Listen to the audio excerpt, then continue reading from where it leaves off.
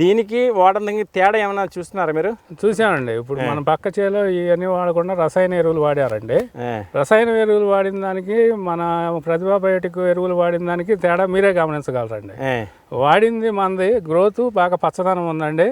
వాడంది మీకు అక్కడ అగ్గి తెగులు, లంబాడి తెగులు, పైరు అంత ఏపుగా లేకపోవటం మీరే గమనిస్తారు. ఓకే, ఇది మన కంపెనీ ప్రొడక్ట్స్ వాడని పశువుసేన సార్. ఇది పూర్ణచంద్ర గారు చైన్ బాక్స్ ఇది. అవునండి. ఒకసారి చూసినట్టయితే కదా మొత్తం తెగులంతా ఎలా వచ్చింది చూడండి సార్. తెగులు మీకే తెలుస్తుంది.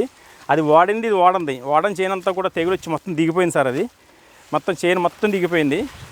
పూర్ణచంద్ర గారు ఉన్న చైన్ ఇది, అని చైన్ పక్క చైన్ సార్. ఇది మన పక్క చైన్ అండి. ఇది ప్రతిభా బయోటిక్స్ వాడలేదండి, రసాయన ఎరువులు వాడారు.